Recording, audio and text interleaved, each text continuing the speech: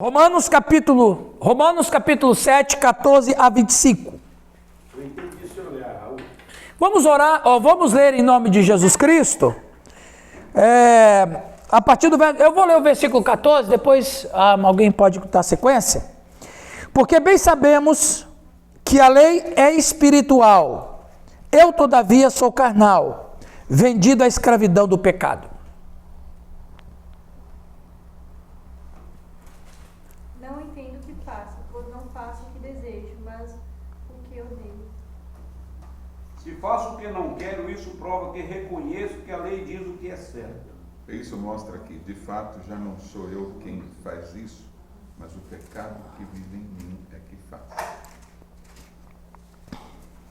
Porque eu sei que em mim, isto é, na minha carne, não habita bem algum. E com efeito, porque querer estar em mim, mas não consigo realizar o bem.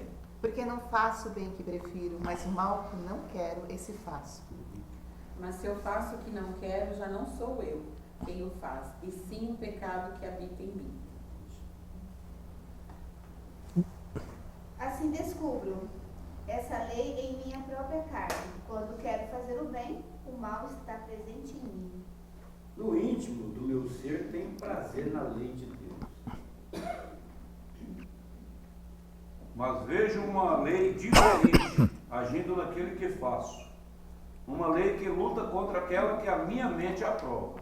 Ela me torna prisioneiro da lei do pecado que age no meu corpo. Miserável homem que eu sou, quem me libertará do corpo sujeito a esta morte? 25. Graças a Deus por Jesus Cristo, nosso Senhor, de modo que, com a mente, eu próprio sou escravo da lei de Deus, mas com a carne da lei do pecado. Esse é um dos capítulos, ou pelo menos esse aqui é um dos textos mais difíceis de trazer à superfície o que Paulo está dizendo. Para você ter uma noção, há uma briga entre os teólogos, entre os eruditos, que vão dizer, Paulo está falando do ímpio. Outros vão dizer, não, Paulo está falando dele mesmo. Mas aí fica o debate, se ele está falando dele mesmo, como que ao mesmo tempo ele tem o Espírito Santo e ao mesmo tempo ele é carnal? Outros vão dizer, não, ele não está falando do cristão, ele está falando do ímpio. Mas, a maior força de comentário e a maior tendência entre os eruditos é que Paulo está falando dele mesmo. Até mesmo por questões de etimologia, questões teológicas, questões de testemunho e questões de vida. Porque o apóstolo, ele fala de um assunto tão contraditório, porque na verdade, gente, nós somos contraditórios mesmo. O problema, Sérgio, é que muitas vezes nós trabalhamos com algo que nós deveríamos matar na gente, que é o moralismo. O moralismo é um grande entrave na vida cristã. E é uma das coisas que Deus mais abomina nas Escrituras. Então veja, para onde Paulo está levando a si e para onde ele está nos levando. Porque nós estamos bebendo desta fonte. Há 2000 anos que nós estipulamos a nossa fé, a nossa crença na Bíblia, e é a única fonte de fé e prática desde o princípio da reforma. Então ele está nos levando para que caminho?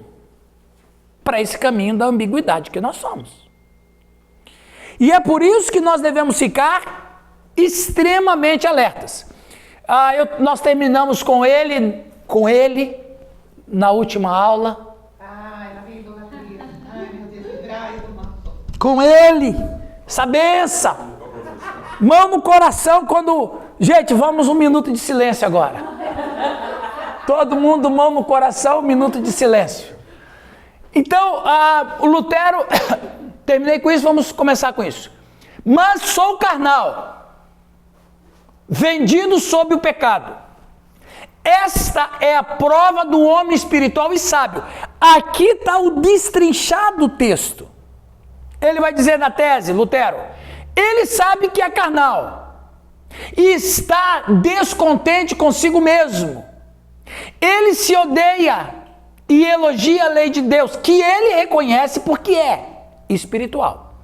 Mas a prova de um homem tolo e carnal é esta: ele se considera espiritual e está satisfeito consigo mesmo.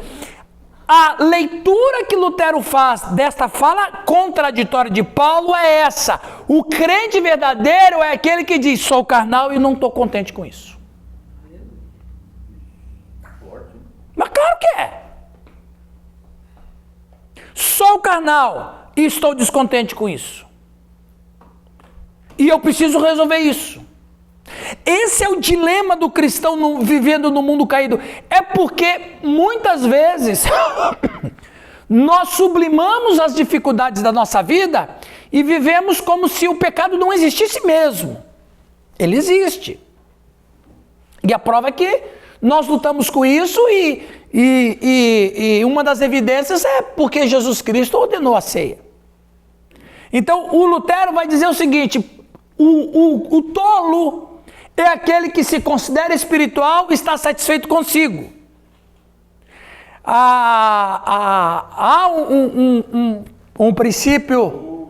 Olha, ele chegou. Mas pessoal, ele chegou na hora dele mesmo. É isso aí mesmo. É isso aí mesmo. Ele chegou na hora dele. Ele chegou no horário, ele está certinho, ele está em ponta. Tá?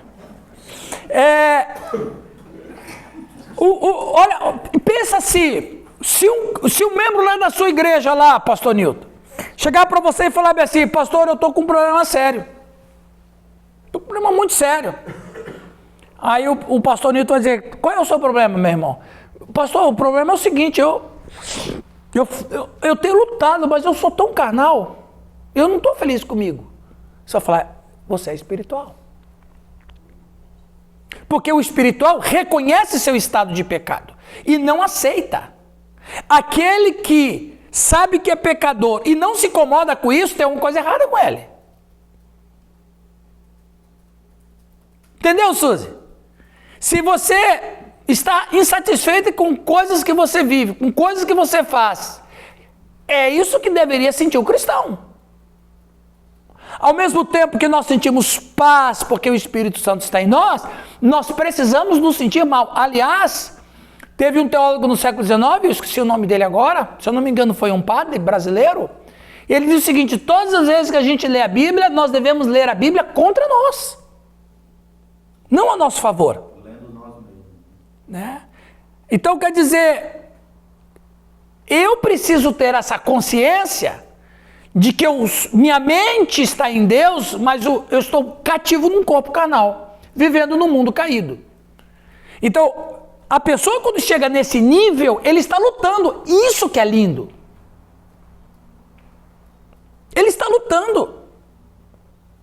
Não está entregue. Ok? Então, essa fala do Lutero fazendo uma interpretação do que o Paulo está dizendo. Mas vamos adiante. A verdade sobre o Romanos 7. Fazer o que não quero fazer. Né? Ele é fofinho. O moralismo que o senhor falou é o mal que é? O quê? O moralismo. O moralismo é um mal que a gente tem que evitar, tem que ser banido da nossa vida. Deus abomina isso aí. É abominável pelas Escrituras. É abominável pelas Escrituras. Né? Aliás, Jesus já disse isso lá em Mateus 23, né? Vamos ali, ó. Paulo estava vivendo uma vida crucificada. Preste atenção, pessoal, isso é interessante. Ele não estava servindo a lei do pecado com sua mente. Romanos 7, 25.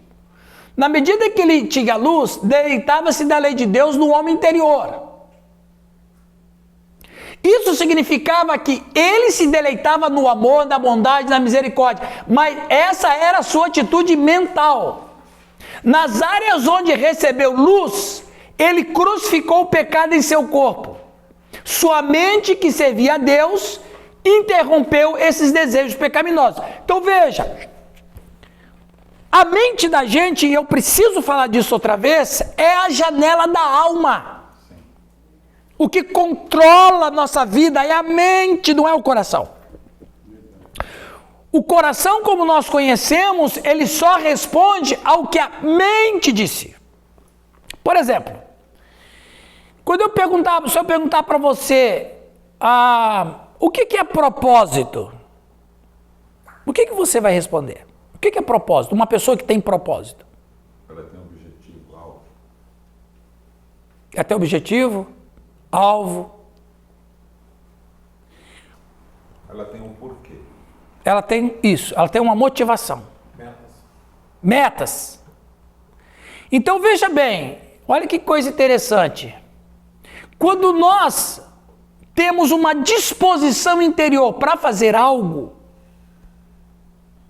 então isso vai acontecer. Porque o que trabalha dentro de nós vai ter um reflexo fora de nós. Outra questão que eu quero perguntar para vocês, o que é atitude? Você fala assim, fulano é pessoa de atitude. O que é uma atitude?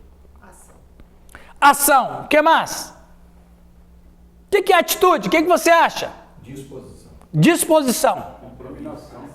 Compromisso e determinação. Olha, interessante que é a resposta da Simone.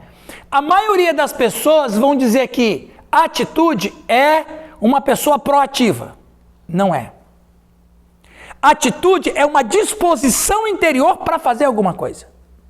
Quando a gente fala bem assim, fulano não tem atitude, a gente vai levar que fulano não tem atitude, é porque o fulano não faz. Não.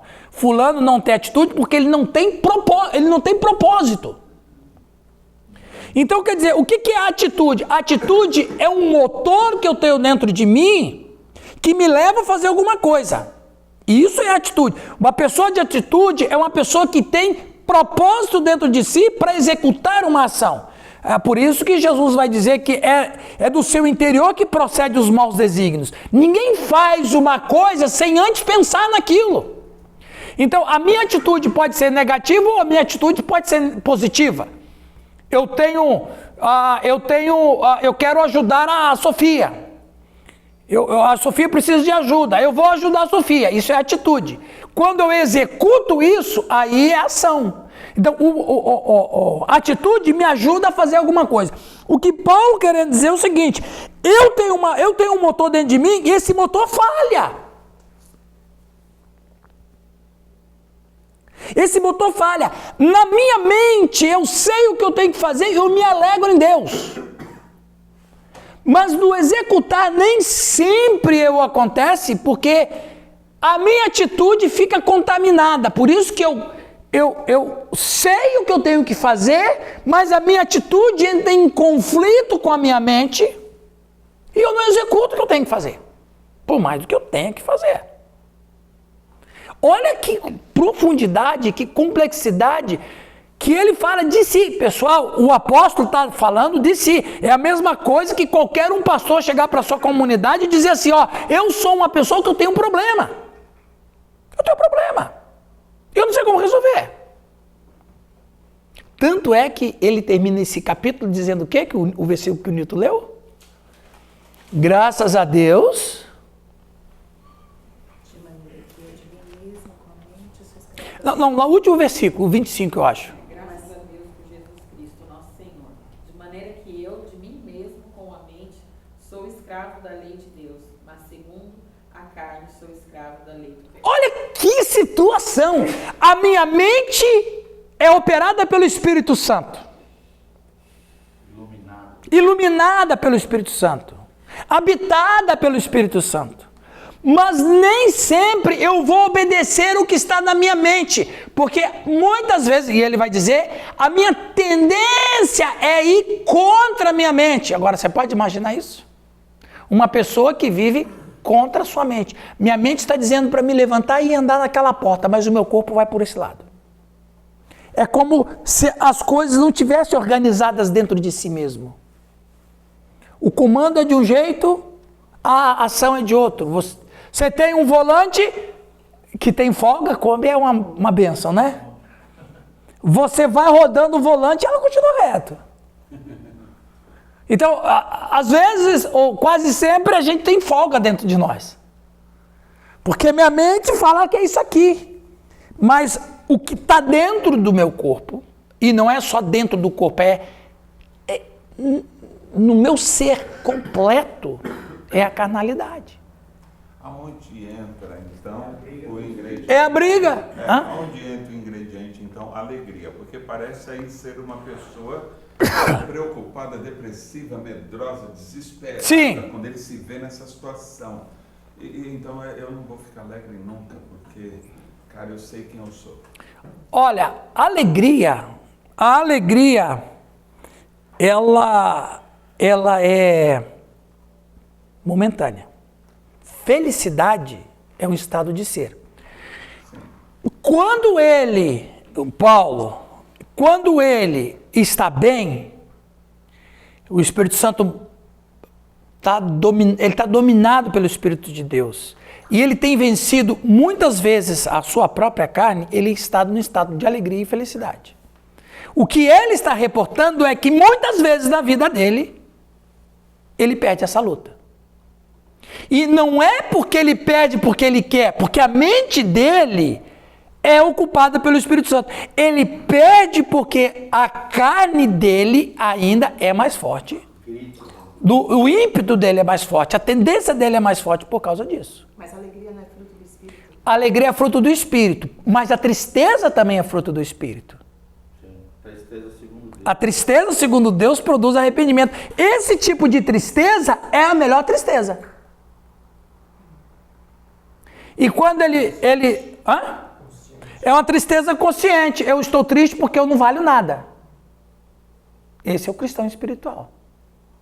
É diferente da culpa mal processada. Não, é totalmente diferente. Já é uma tristeza. Nessa ação que o pastor está dizendo aqui, nós temos que ter ação. No tópico anterior aí estava falando, no caso, que tem áreas da mente, no caso, áreas dele, Isso. que recebeu luz. Isso. Nas áreas onde ele recebeu luz, ele crucificou o pecado do seu corpo. Nós precisamos, por exemplo, uma ação. Eu sei que eu tenho que orar por algo. Isso. Depois eu oro. Então isso aí seria uma ação que eu sei que eu tenho que fazer consciente, às vezes eu não faço. A vida cristã, irmãos, preste atenção, e graças a Deus por isso, porque é por causa desses conflitos, Simone, que eu me mantenho vivo. Tem uma tia. A minha tia tem 78. Ela tem uns 78 anos, mas ela é um chuchu. É um chuchu. A minha tia tem.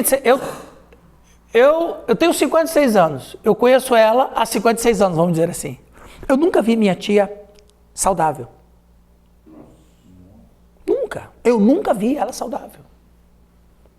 Ela vive com doença desde adolescente.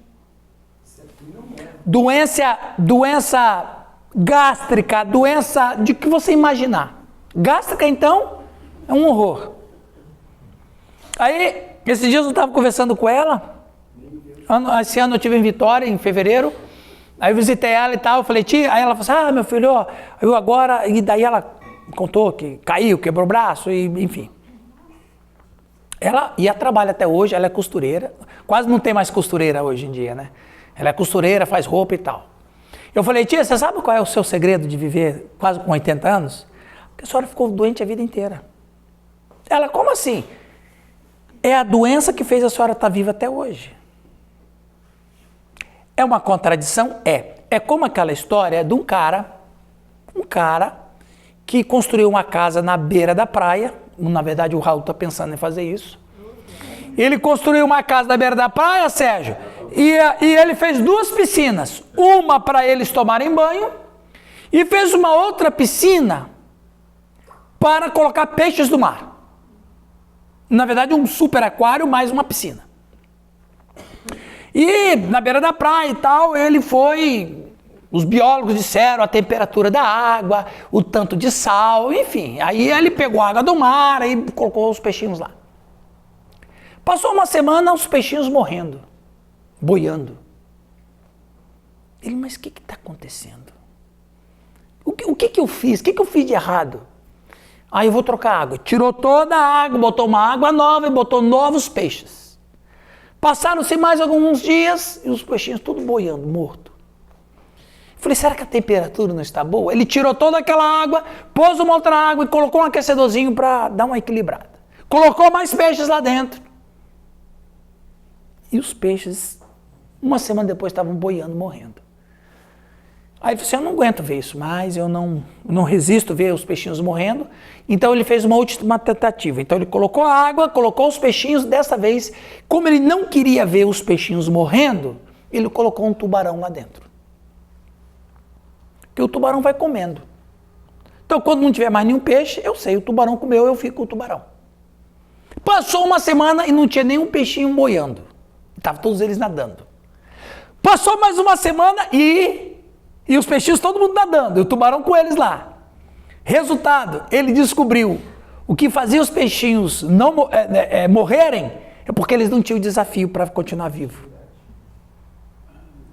Aí quando o tubarão estava lá, para eles continuarem vivos, tinha que fugir do tubarão. É o problema. A vida cristã precisa dessas contradições para me manter vivo. Exatamente, se tudo for muito alegria, se tudo for muito paz, eu entro numa espiral descendente e eu me morro espiritualmente, eu me mato espiritualmente. Então são essas quedas que a gente tem, tem que melhorar isso aqui. É onde você busca mais, onde eu busco mais, onde eu congrego mais, eu leio mais, eu me humilho mais. Então, a presença do mal em mim, e essa é uma contradição que o Paulo escreve, o mal está em mim. Com a minha mente, que é boa. Pensa, nós somos uma bomba de tempo. Uma bomba de tempo. Temos que dominar esse mal sempre. E nem sempre a gente vai dominar, mas é esse mal que está em mim que me mantém vivo diante de Deus. Olha que coisa mais absurda. O mal que habita em mim é a minha alegria. Eu gosto do capítulo 8. Vamos chegar lá. Esses testemunhos não vão explicar, O 7 Ó, é depressão. eu sei, pessoal, eu sei que o que nós estamos tratando agora de manhã, nesse capítulo, é uma loucura para a gente entender. Não, mas é importante. Nossa, tá louco, maravilhoso. Essa é a guerra espiritual? Essa é a guerra espiritual. Aí o que acontece? O inimigo de nossas almas, né, os corintianos, eles percebem isso da gente. É verdade, olha lá. Então veja, o mal, o inimigo de nossas almas vai atacar exatamente aonde? No mal que é em mim, futuca isso. Olha esse outro aqui, alguém lê para nós, por favor? Raul. Respeita o Raul Clay, viu? Francês. Meu Deus. Raul Clay. Raul Clay.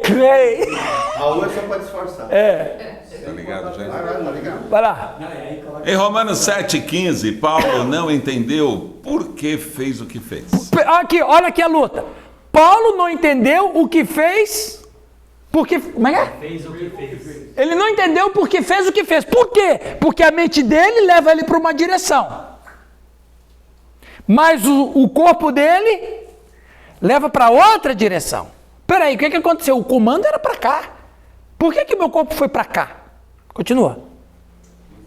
A capacidade de pecar tem algumas dinâmicas que ele não compreendeu totalmente. Olha aqui, pessoal, grave isso aí. A capacidade de pecar tem dinâmica que nem o apóstolo entendeu. E de todos os escritores sagrados, ele foi o que mais se aproximou do que de fato nós somos. Mas que coisa doida, louca, né? Muito louco. Tchá, Você tchá. fala um cara desse pra falar uns negócios doidos desses, né? E outra, ele não está usando ninguém como exemplo. Ele está expondo a sua intimidade espiritual. Você vê que ele não é tudo isso, né? Ele não é tudo isso. E, olha, sinceridade, se tem uma coisa que Paulo jamais aceitou, é reverência. Porque ele sabe que ele tem um passado sujo e tem um presente contraditório. E nenhum de nós é diferente dele. Nenhum de nós. Mas o que ele suportou foi muito duro. Foi muito duro. A gente foi lá na cadeia dele que ele ficou. Sim. Ela é subterrânea 2 vezes para lá pro chão. Escura, gelada, só tem pedra lá embaixo. E um buraquinho, só um buraquinho redondo assim, para entrar um pouco de luz. Eu vi pelo vídeo só. Imagina você que esteve lá. Aí você fala, eu não sou nada, eu não faço nada pelo evangelho, eu não... Ali é nada. Ali, exato. Como é que o cara suportou isso? Por isso que o espinho na carne dele, é isso aí que nós estamos falando. Continua lá. Ele não compreendeu completamente a dinâmica do motivo pelo qual continuou a pecar como fazia como cristão. Eu sou cristão, nova criatura. Quem foi o autor dessa frase? Se alguém está em Cristo, nova criatura. Quem? Paulo. Mas o que ele está dizendo ali? Eu continuo pecando. Não deveria. Na teoria, não deveria. Continua. Havia uma diferença entre a vontade de Paulo e o que ele praticava. Ele recebeu uma nova capacidade em seu nascimento espiritual, mas sua antiga capacidade continuou a exercer influência sobre ele. Agir contrariamente às suas convicções indicava o domínio da capacidade de pecar em sua vida. Olha aqui, isso aqui é muito interessante. Ele recebeu uma nova capacidade em seu nascimento espiritual, mas a sua antiga capacidade continuou a exercer influência sobre ele. Então, não existe cristão perfeito. Não existe ninguém santo acima do permitido. Se o camarada é santo acima do permitido, ele está lá embaixo. Ouviu aí, Nilton?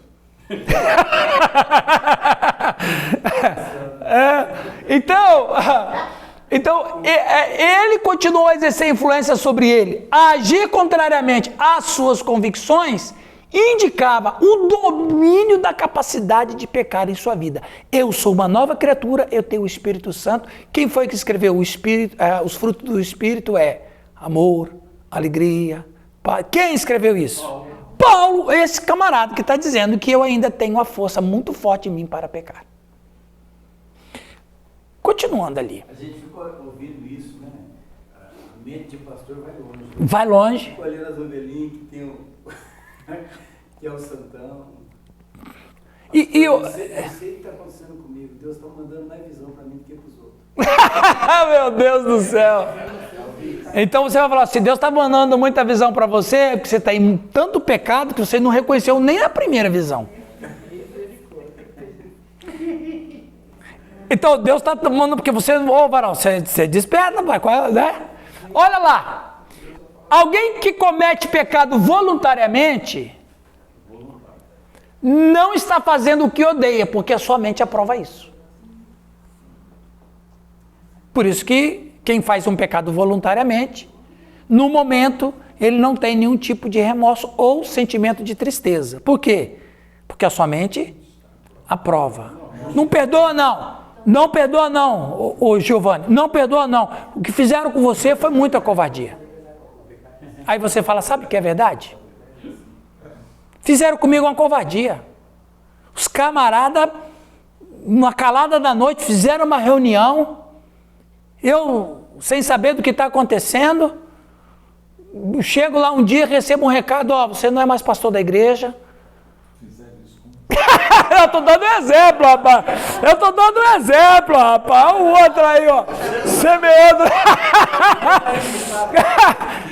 Então é o seguinte, esse povo não presta e você tem seu direito de ficar magoado. Aí a mente dele é verdade. Você fica magoado, você fica rancoroso, você fica com o espírito.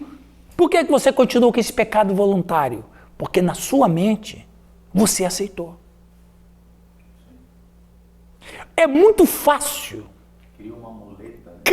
Cria uma muleta, cria autocomiseração, cria qualquer outro tipo de dispositivo para que eu fique alimentando. E o duro que eu fico alimentando esse veneno sem que, contudo, eu perceba esse veneno.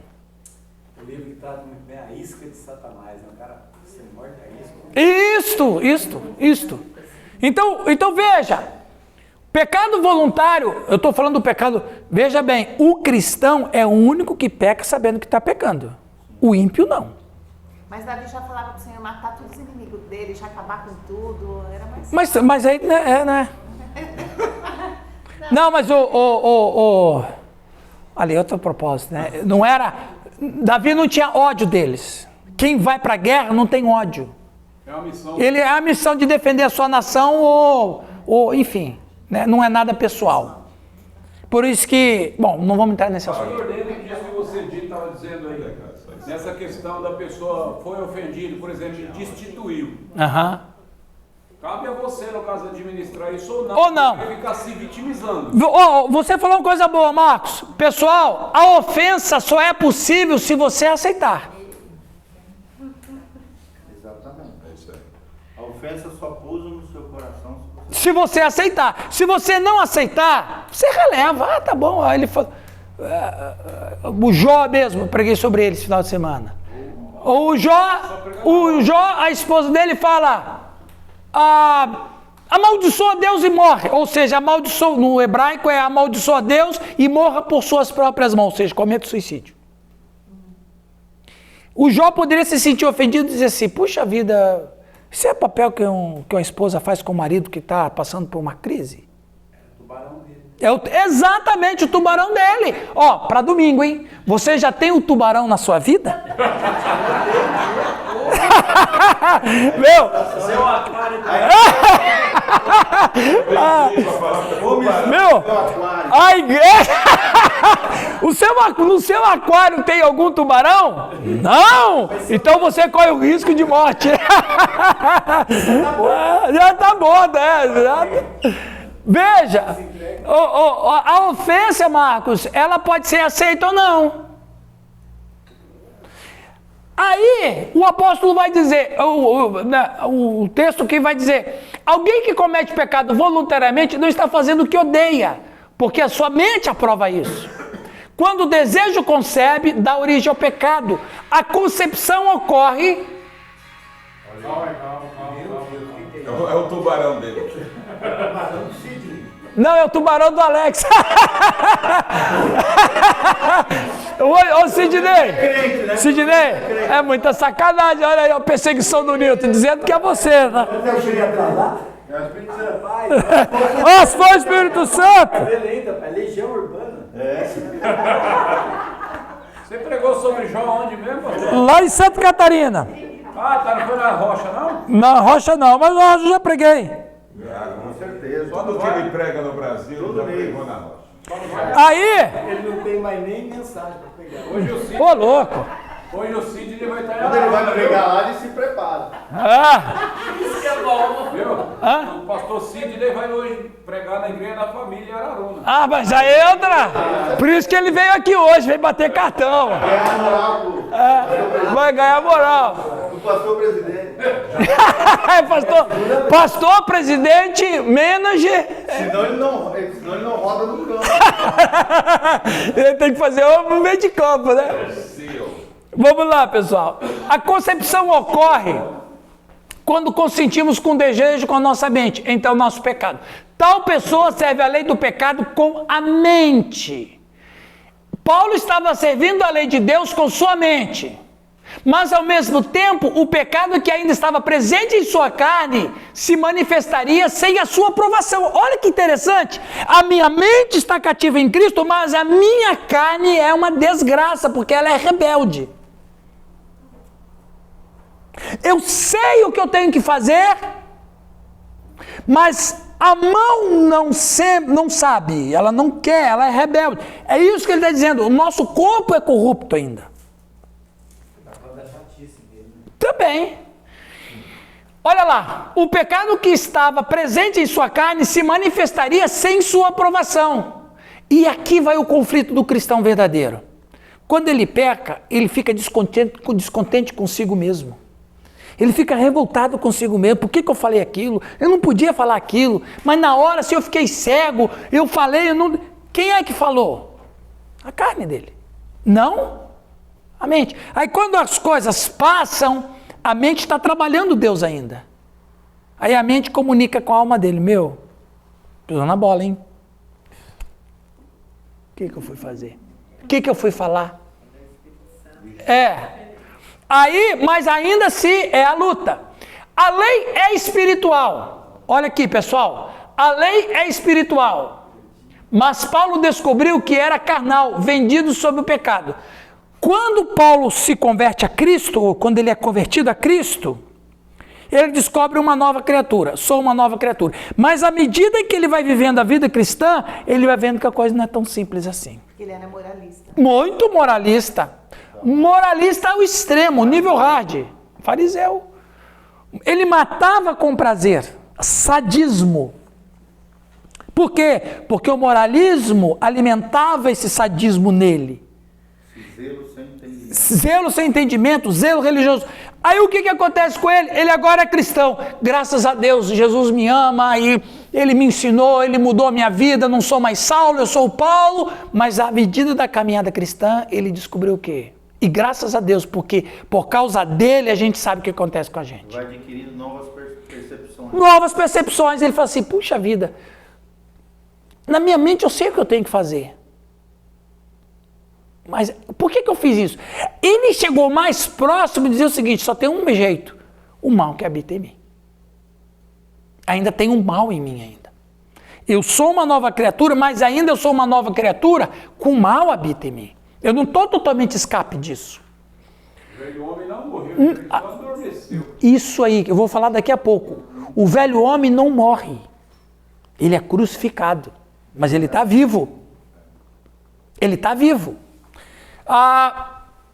Com a sua mente, ele serviu a Deus, mas também percebeu que nada de bom habitava em sua carne.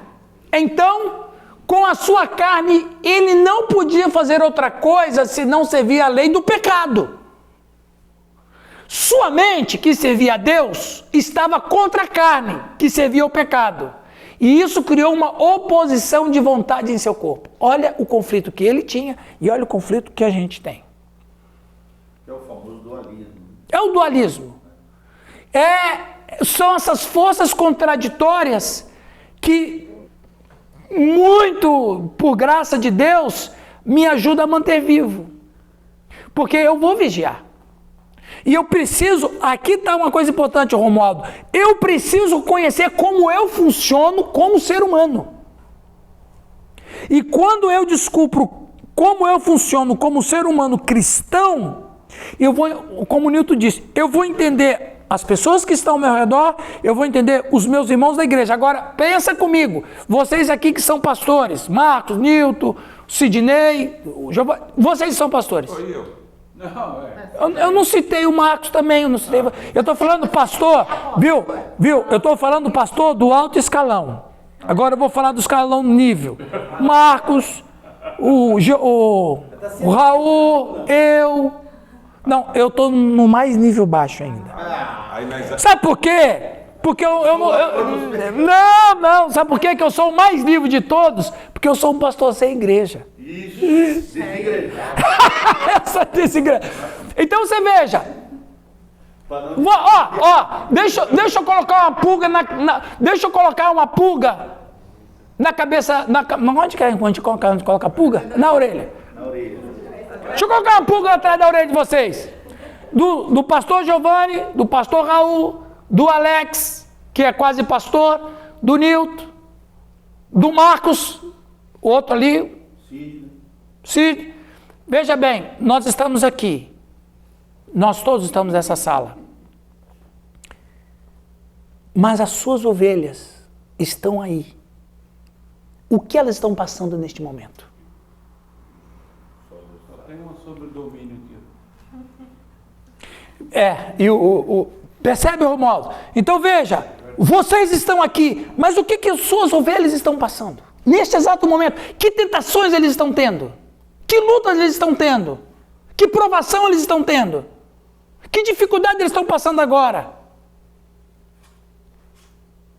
Percebe? Percebe como que, se a gente muda a perspectiva da vida cristã, a gente começa a olhar para os irmãos com amor. Não que você odeia, Mas nem sempre a gente tem a mesma empatia. Você está tão acostumado com aquele irmãozinho que ele é só um irmãozinho. Mas você não parou para pensar na vida que ele representa. Então, quando você para e pensa assim, puxa vida, o apóstolo Paulo está se descortinando a sua intimidade espiritual e cristã, eu me identifico com ele porque eu sou um ser humano como ele, mas aquele meu diáconozinho também. Olha a dificuldade que a gente tem quando a gente abre o leque do que é a vida cristã. Nessa dificuldade, inclusive, Paulo complica também, né? Com essas falas dele. Ele poderia falar uma coisa mais fácil? Alguém pode ler para nós? Peraí. Só uma pergunta, pode falar. Sério, você vai passar esses slides para o Nilton? Vou. Vai, né? Aí você pega lá. Havia a boa obra da graça e a boa palavra de Deus nele, e até mesmo Pai, Filho e Espírito habitavam nele. Mas o que ele quer dizer é que não havia nada de bom naturalmente nele. Nenhuma coisa boa de sua parte colocou lá. Nada além do que Deus colocou lá. Deus não converte a nossa carne. A nossa carne não é convertida. A nossa carne só vai ser convertida quando Jesus Cristo voltar. Enquanto Jesus Cristo não volta, a nossa carne não é convertida. Deus não trabalha na nossa carne. Carne é carne. Ele não muda a nossa essência humana. Ele não transforma pecadores em não pecadores. Pelo contrário, ele transforma pecadores em pecadores arrependidos, porém pecadores. Então veja. Enquanto estão na carne. Enquanto estão na carne. Nós estamos na carne. O único ser humano que estava na carne e nunca pecou foi Jesus Cristo. Tirou isso. Todos nós pegamos a deficiência de Adão. Olha aqui. Não havia nada de bom naturalmente nele. Então, Deus não opera na minha natureza humana. A única maneira que Deus opera na minha natureza humana é a condição da minha mãe gestar a mim. Como um ato de criação. Mas, fora isso, Deus não opera mais nada. A sua natureza humana é o tubarão. É o tubarão. É o tubarão que está aqui. Está aqui dentro. Está aqui, ó. E a gente tem que orar, nós temos que ler a Bíblia, nós temos que estar nos cultos, a gente tem que participar de ceia, tem que fazer jejum de vez em quando em nossa vida, a gente tem que meditar na palavra de Deus. E com tudo isso, não é suficiente. Ocupar a mente, ocupar o tempo, ocupar o espaço, e ainda assim, não é suficiente. Fazendo tudo isso, ainda não é suficiente. Hã? Viu?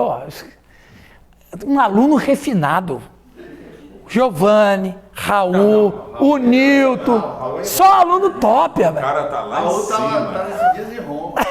É verdade. Câmara de Paulo. Cabeça do Papa. Já beijou o anel, é sacanagem, hein? Beijou o anel do Papa. Fala a verdade. E aí, ele que beijou o meu.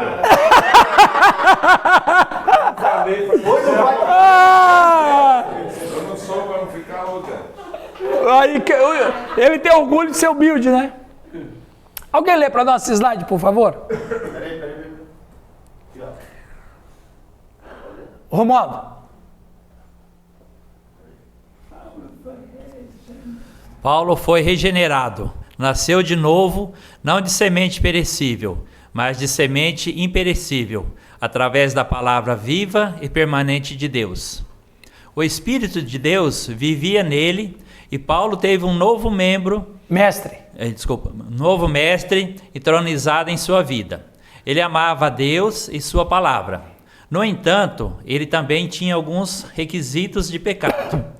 E embora ele sempre desejasse obedecer a Deus, houve alguns casos em que ele não o fez. Ele está falando de sua turbulência interior. Por um lado, desejando obedecer ao Espírito, e do outro, obedecer à carne. Este conflito interno é evidência de salvação, não de falta dele. Olha que coisa interessante. Esse sotaque é de Marechal. Esse aí é feroz. Olha aqui, meus irmãos. Esse conflito interno é evidência de salvação, não da falta dela. Em outras palavras, Jesus disse assim: aquele que quer vir após mim, negue-se a si mesmo, tome a sua cruz. Como que se interpreta o cristão carregando a cruz? Como se interpreta? Primeiro você entendeu o que é a cruz na Bíblia. Dor, sofrimento, sacrifício, renúncia. Então, a cruz que, para começar, só tem cruz para carregar quem é cristão. Quem não é cristão não tem cruz. A cruz é exatamente isso que nós estamos tratando. Seria contra a vontade, né? Quem vai querer? Então a cruz na vida cristã é a negação do meu eu e essa luta infeliz que eu tenho. Isso é carregar a cruz. Então, quem passa por essa luta está carregando a sua cruz. É isso que alimenta o espírito. É isso que alimenta. E olha, esse conflito interno é evidência. Quando você tem esse conflito, você está carregando a cruz, Sérgio. Você está carregando a sua cruz porque o conflito é evidência desse carregar a cruz. Agora, viu, irmãos, aquela história. Aquele irmãozinho, aquela irmãzinha que sempre está bem, claro, a gente espera que os nossos irmãos estejam sempre bem, abençoados e felizes. Mas se em nenhum momento da vida ele diz assim: olha, estou numa situação difícil, tem uma coisa errada também. Ou ele, ou ela não quer compartilhar as suas lutas espirituais e está falsificando um pouco, ou ele não é convertido, que não é possível. Exato. Ou isso, ou tem medo de... não vou falar com o pastor Nilton não, que eu não vou abrir a minha vida para ele. Mas a gente precisa fazer isso. A gente tem que estar presente na vida do... Quem plantou isso foi a igreja, nossos pais, né? Isso. Olha, nós vivemos numa situação tão difícil no Brasil, no começo do século XX, metade do século XX, porque, como você disse, os nossos pais e os nossos avós colocaram um monte de afirmações que hoje você vê que não é verdade. Não é verdade. Como crente não tem depressão, crente não fica triste, crente não cai. Aí, lembra aquele cântico? Tem umas igrejas que, infelizmente, acreditam nisso. Mas, tem aquele cântico que diz assim: tropeça aqui, oi. Rapaz, tinha gente da igreja que falava: essa canção é uma heresia. Não é verdade, Simone? Como é que ela começa mesmo essa música, Simone? A Simone está tão seguindo meu raciocínio que ela descobriu a música que eu ia mencionar. Eu dou da revelação. Essa tá. Ei, Simone, como é que começa mesmo essa canção? Simone tá com oportunidade. Aí isso, deu um sorriso só. Deu um sorriso só, sorriso aberto, sorriso certo, cheio de amor. Deu um sorriso só, sorriso aberto, sorriso certo, cheio de amor. Quem tem Jesus gosta de cantar, vive sempre sorrindo, mesmo quando não dá. Tropeça aqui, oi, cai a colar, mas de novo levanta e começa a cantar. Parece marchinha de carnaval, né? Você gostou! Não. Você gostou! Vai dar isso hoje pros adolescentes, que vai ficar te olhando.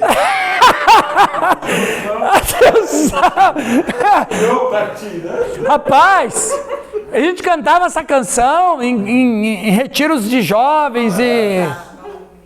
Tinha gente da igreja, os mais velhos, como o Nilton está dizendo ali, crente não pode cantar essa música.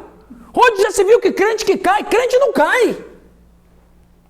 Essa música, essa marchinha de carnaval gospel, ela tem uma profundidade da teologia do apóstolo Paulo, do que nós estamos tratando aqui. A gente vive sorrindo, vive feliz, mas a queda está lá. A gente levanta. E esse é o dinamismo da fé cristã. Porque o que mantém a gente vivo são as oscilações.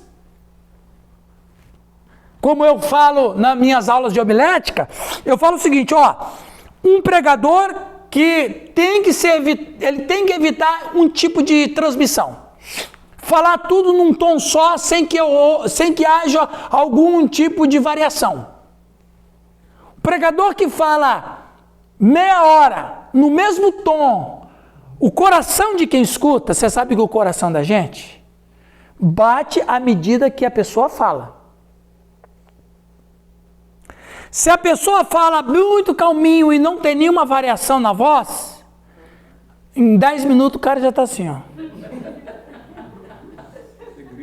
Como é que o camarada tem condição de dormir 8 horas da noite? O culto começa às 7, 7h30, talvez 7 horas, passa a palavra para o pregador, ele começa a pregar, 8 horas da noite ele está fazendo o culto, como é que fala? O culto começa um auditório, passa para ser um dormitório e termina num cemitério, pô. Porque é a voz do cara, é aquela vozinha. Agora, quando tem as variações no volume de voz, fala alto, fala baixo, dá pausa, fala alto, fala baixo, dá pausa, o coração vai, ele vai batendo e o cara não dorme, porque o coração está bombeando, o coração está... Mas fala assim, por exemplo, não é falar mal, mas a maioria dos padres falam todos no nível, por isso que a homilia do padre é 10 minutos, se ele fregar 20, o auditório se transforma num dormitório. Mas é a cultura católica, está errado? Não, não está errado, mas ele não ajuda o ambiente. Então quando o pregador ele fala alternando as variações na voz, o coração de quem escuta está trabalhando, opa, beleza. E a atenção prende. Atenção prende. É a mesma questão na vida cristã. A vida cristã, ela precisa dessas oscilações para me manter vivo. Porque se ela for assim baixo, é que eu estou morto. Não sou cristão. Mas se a oscilação for aqui também, tem uma coisa errada na minha vida. Porque eu também vou morrer. Quanto mais bravo o tubarão, melhor, né? Quanto mais bravo e maior o tubarão, maior é então, é isso que me mantém vivo. Os desafios, a queda, o levantar, aquela coisa toda, né? Mas na vida real cristã, né, quando cai, ele morre, porque mataram ele, né? Metralharam, não deixaram ele levantar. Cai. Isso é daí, e não deixa o cara levantar. Continuando. Tá bom para vocês aí, o arrazoado, pessoal? Muito legal. Pastor, você não é pastor de igreja, né? Não. Mas você ensina os pastores, no caso, você está dando bases para os pastores. Eu sou um cooperador, A pessoa? Ele não é tudo isso. Viu? Obrigado. Olha o meu tubarão aqui, ó. Aqui meu tubarão, rapaz. Olha o meu tubarão aqui, ó. Paulo argumenta que a presença contínua do mal ainda está no cristão genuíno. Este mal persistente luta continuamente contra o espírito. E como um leão, o pecado ainda se esconde à porta da vida do cristão. Deus mesmo disse isso. O pecado jaz... Não, o pecado lá é para Caim. O pecado jaz na tua porta. Cumpre a ti... Deus disse, não vou tirar. Não vou tirar. Se vira com ele. Agora, mas Senhor, como é que eu vou me virar com o pecado? Calma, eu vou dar o meu espírito. Deixa o meu espírito usar você da melhor maneira possível. Se você ouvir meu espírito, olha que interessante. Se você ouvir meu espírito, você vai vencer isso aí. Resistir ao diabo, ele fugirá. O que me faz resistir ao diabo? É a presença do Espírito Santo trabalhando na minha mente. Mas de vez em quando não tem jeito, porque o mal está em mim. Está na carne. Carne mesmo, não é que está dentro, ele está entrujado na minha célula, nos meus nervos, no meu cérebro, no meu sangue. Por isso que dizem, buscai primeiro o reino de Deus, a sua justiça, e as demais coisas serão acrescentadas. Quer dizer, se você não buscar primeiro... Não, se não pautar o reino de Deus na sua vida como regra para você e para mim, é difícil. Se você não se conectar à fonte da vida, só existe morte. Exato. E a morte, você já viu, não é só uma morte. A morte, ela não é só cessação de existência. Ou melhor, a morte não significa que você vai deixar de existir aqui. A morte, a presença da morte está no corpo da gente. Hoje eu só fico tão filosofando aqui. O apóstolo é Paulo, o culpado é o apóstolo. O ponto principal do argumento de Paulo neste versículo é que ele não estava, olha lá, completamente livre do pecado ao se tornar cristão. Isso aqui, meus irmãos, é uma coisa importante. Eu, quando me tornei cristão, não deixei de ser pecador. O que foi, dona Sofia? Estão me chamando de tubarão. Tubarão, é o tubarãozinho aí, ó. Então, eu não deixei de ser pecador. Agora, só que tem um detalhe, eu tenho que carregar a cruz. Como é que eu vou fazer isso? O Espírito Santo vai te ajudar. O tubarãozinho aqui, ó. Não, o que você escutou aí? Testemunho ali. Você não pode deixar o Newton ver essas coisas. Ele chegou aqui no vídeo dela e falou assim, e aí, amor, tá gostando?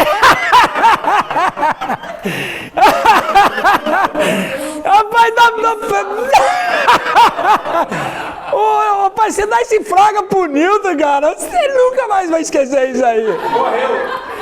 Acabou, cara, acabou agora. Acabou, você dá esse fraga. Ele falou, não, sussurrando no ouvido. Logo ali, debaixo da barba do Newton, rapaz. Oi, você tá vermelho, mas liga não. Viu? Primeira vez, não, foi eu. Rapaz, você vai para Ararudo levando cascudo daqui lá, rapaz. Não, eu tenho uma testemunha. Tem aqui, ó. Eu trouxe. O tubarão no caminho vai ressurgir, né? O carro dele vai ser uma aquário até chegar lá. É a escola do professor Raimundo. Esse aqui é desse jeito, velho, desse jeito. O pecado que ele cometeu mostra que ele não era livre. Aqui está uma coisa importante. Eu sou liberto, mas ainda peco. Não como escravo, mas peco por uma condição natural. Isso é muito interessante. Ele não tentou justificar esse problema, mas simplesmente declarou, ele não quis se justificar, olha, é o seguinte, não. Eu falei, o seguinte, eu não valho nada mesmo. Eu sou, acabou. E eu estou lutando a minha vida inteira e vou lutar. Mas a verdade é essa, eu não sou um super crente. Não foi na década de 80, acho que o Newton vai lembrar, o que surgiu no Brasil, o Raul também vai lembrar. Sobre os supercrentes, inclusive foi lançado um livro, se eu não me engano foi Paulo Romero, né? Paulo Romero, ele escreveu um livro, do Instituto Cristão, ele escreveu um livro, Os Supercrentes, porque teve uma febre no Brasil terrível com esse negócio de que crente não peca. E o Paulo Romero escreveu Supercrentes, o livro é até muito sugestivo, com o S do super-homem, né? Eu acho que foi. A Buchainha, Em Londrina, né? Isso. Não, é o Clênio Paranaguá. O Glênio é discípulo exatamente. Sim, Giovanni. Mas você citou uma coisa no começo da aula, muito séria. Quando eu conhecia, quando eu comecei a ir para a igreja, eu não conhecia o evangelho. Sim. Eu achava que o cristão não poderia ficar doente. O negócio de depressão, então, de 2000 isso já. Então tinha muitas barreiras. Muito. As pessoas, no caso, iam conversar com o pastor, falar de que estava passando por um problema, isso não existia. Não tinha essa abertura na mente das pessoas. Não, e o pior é isso, Marcos. E pastor assumir que estava com depressão. Meu Deus do céu, era o fim das eras. Hoje a teologia triunfalista. Isso é chamada teologia triunfalista, que começou aproximadamente na década de 1940. Então, a teologia triunfalista, o crente não peca, o crente é rico, o crente é isso, o crente é aquilo e tal. Na verdade, eu comecei numa igreja que o pastor falava que o cristão não precisa estudar. Falava que não precisava estudar, na verdade. A teologia, não, isso aí existe. Vai desconverter uma pessoa. Meu Deus. Então eu confundi a mente, então é uma Imagina coisa... as abobrinhas, cara. Imagina. Não, eu na verdade eu disse um dia assim, falei, não, se for pra ser cristão desse jeito, é o que exatamente falava, a letra mata, então assim você cresceu com isso. Esse aí, misericórdia. Vamos ler ali os 7, 16 e 17? Quem vai ler para nós? Quem vai ler para nós aí? Pode ser o Newton, né? É o Newton. O nosso apóstolo preferido. Não, ele ó, já vai passar lá para você. Leia, Nilton, para nós o verso 16 do 17. E a bispa Delma, aproveita o microfone e lê aquele slide lá. O anjo da igreja. O anjo da oitava. O próprio... Não. 16. O meu celular não pode ver o dela que já... Até o celular. Até o celular arrepia. Isso, lê lá, Nilton. 16, 17? Isso. Não, você está no 8 aqui. Ora, e se faço o que não desejo, tenho que admitir que a lei é boa. Nesse sentido, não sou mais eu quem determina o meu agir, mas sim o pecado que habita em mim. Muito interessante. Lê para nós. Referência? Romanos 7, 16 e 17. Noivinha e macaco. Vai lá, Né? Em Romanos 7, 16 e 17, Paulo está negando sua responsabilidade como pecador? Não. Ele reconhece que ao pecar, ele age contra sua natureza como um novo homem em Jesus Cristo. Um cristão deve confessar o seu pecado, mas perceber que o impulso para pecar não vem de quem realmente somos em Jesus Cristo. Então veja, ele não diz assim. Veja, existe, olha, eu quase não estou escrevendo no quadro hoje. Existe pecado e pecados. Ele fala do pecado como princípio ativo. Princípio ativo.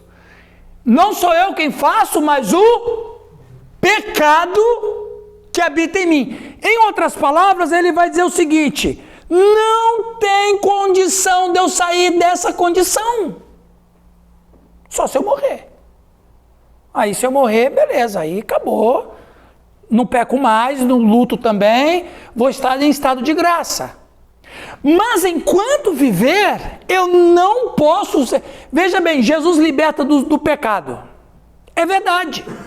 Jesus liberta do pecado na minha vida, mas ele não me livra de ser pecador. E aqui as pessoas não entendem. Ah, mas Simone, Jesus não livra você do pecado? Não, ele me libertou do pecado. Ele me libertou da condenação do pecado. Mas ele não me libertou de mim ainda. Porque eu estou viva. Enquanto vivo, o pecado habita em mim. Então, quem é cristão, o pecado não é arrancado do ser. Não tem como arrancar o pecado. É natureza. Isso está entrujado nos tendões, no sangue, nos músculos, nos ossos, no tutano. O velho homem está aqui. Ele não morre. Ele só vai morrer quando Jesus voltar. Mas não tem como deixar essa condição de ser pecador. Mas o problema, a questão está na atitude. Aí é outro detalhe. A atitude como disposição interior. Aí Jesus me libertou disso. Ele transforma as minhas atitudes. Porém, como eu ainda sou um pecador, eu vou ter atitudes negativas. Mas aí como é que fica o resistir? O cara vai resistindo. E vai fugindo. Mas chega uma hora que o diabo... Você acha que ele abandona nós de vez? A Bíblia não fala. O diabo vai fugir. Mas ele vai voltar. Por um lado, né? Esse bicho não. Não, ele vai morrer. Mas não é agora, não. Então, ele vai voltar. Ele não foge para sempre. Ele recua. Essa casa está vazia e volta 7 vezes pior. Exatamente. Ele sai, volta. E assim vai. É a vida, infelizmente. Fala, Raul. Mas eu acho que é Pode falar. independente até da atitude, da execução. Porque Jesus diz assim, olha, você não adulterou, mas pelo fato de você pensar em maquinar, você já pecou. Né? Então, não só a atitude, o executar, mas o fato de você maquinar já demonstra que você é o pecador. Então, aí existe diferença entre pensar e maquinar. O cara pode pensar e dizer assim, não vale a pena. Aí, beleza. Não, exatamente. Ele pode pensar, ou ela pode pensar. Não. O pastor Cote, ele usa duas palavras diferentes. Ele usa a atração e a intenção maligna. A atração é quando você tem aquele primeiro, né, impacto. Olhar, primeiro impacto, a sedução, isso é tentação. Tá ali. E a intenção é quando você já arquiteta. É só questão de tempo. Isso. Mas no coração já executou. E quando executa, já nem precisa partir para ação, mas a execução já está aqui. Essa é a diferença entre a lei de Moisés e a lei de Jesus Cristo. A de Jesus foi mais fundo. Muito mais fundo e mais complicada. Era melhor a lei de Moisés nesse sentido, né? Porque a lei de Moisés só era pecado se fizesse, né? Já pensou? Que loucura. Vamos lá. Estamos quase terminando a primeira parte. De Jesus, se pensou, maquinou, já pecou. Mas aí esse rabino é complicado seguir ele, hein? Olha lá, a força compensatória da capacidade de pecar é muito forte e avassaladora para que o crente viva a vida cristã em seu próprio poder. Ele precisa de outra força compensadora, o Espírito Santo. Viver cristão sob a lei, sem o poder do Espírito Santo, é um esforço fútil. Tanto a capacidade de pecar como o Espírito Santo habitam no cristão. O cristão determina por sua vontade qual deles controlará a sua vida. Então, eu tenho na minha carne o pecado. O pecado como princípio ativo. Não tem como deixar de ser. Não tem como. Nós somos concebidos em pecado. Nós fomos concebidos em pecado. A minha natureza é essa, pecaminosa. O meu espírito é convertido a Jesus Cristo. A minha mente é convertida a Jesus Cristo. As minhas intenções são convertidas a Jesus Cristo. A lei espiritual, eu entendo ela. Mas a minha carne, ela mora o pecado nela. E o Espírito Santo é o que nos dá a maior condição de vencer. E Simone, a gente vence em alguns momentos. Não vamos vencer sempre. Às vezes tropeçamos. E muitas vezes tropeçamos. E aí o Tiago vai dizer que muitas vezes tropeçamos, muitas vezes no próprio falar. Talvez seja onde mais. Talvez seja onde mais tropeçamos. Porque a boca fala o que o interior está cheio. A sua mente está trabalhando. A mente está trabalhando, né? Então, eu tenho condição, e aqui é uma posição que só o cristão tem, de resistir ao diabo, de resistir ao mal, de resistir às ofertas que estão ao meu redor. O pecado, reamartia, é usar essa palavra não para descrever as ações ou resultados, ou seja, os pecados específicos que cometemos em pensamento, palavra ou ação, mas para descrever a causa raiz subjacente, o princípio. A presença do gene do pecado em nossa composição moral é a razão pela qual todo homem, mulher e criança comete pecados. Observe o plural. Tente manter essa distinção em mente ao estudar Romanos. Então, quando a gente está estudando Romanos, a gente tem que ter isso na mente. Uma coisa é pecado e mal que habita em mim, e outra coisa é pecados. Pecados eu vou evitar no máximo, e vou conseguir, pelo Espírito Santo. Mas o pecado, não. Tanto é que eu não venço ele, Sofia, que eu morro. Eu morro. Então, a nossa luta é uma luta de todo dia. Uma batalha diária. É uma batalha diária. E ela se intensifica conforme circunstâncias acontecem na nossa vida. Uma doença, um problema de relacionamento, prejuízo, uma perseguição, uma afronta, uma calúnia. Basta uma coisa aparecer na minha vida que vai mexer com toda essa minha volição interna. Então a gente tem que estar... Por isso que a Bíblia fala lá, o próprio Paulo vai dizer, usar a armadura de Deus nos dias maus. Para que possam resistir ao dia mau. E tendo vencido tudo isso, permaneçam inabaláveis. E olha que não é fácil. Mas tem que andar de armadura todo dia. Lembro igual aquele filme A Múmia, aquele filme A Múmia do ano, acho que foi 99, eu acho que vocês todos assistiram, né? É uma delícia aquele filme. Agora, a cena mais impressionante é a final, quando tem aquele exército o exército que defende lá a pedra, alguma coisa assim, que é uma legião, e tem aqueles exércitos que a múmia levantou do mal, que era só areia, que os caras lutavam e atingiam, aí não era só areia, mas eram demônios, vamos dizer assim. Aí eles lutaram, e para vencer de vez esses soldados demoníacos, a múmia tinha que morrer, com a lança no coração, lembra lá, Dó? E aí os caras lutaram, foram matando, eles não aguentavam mais, mas ganharam. Depois de tanta dificuldade ganhamos. Quando eles percebem lá, uma outra nuvem, eles não tinham mais força para lutar. Uma outra nuvem de exércitos do mal maior do que eles lutaram. Aí os caras falaram, bom, agora não, já era, não tem como lutar mais.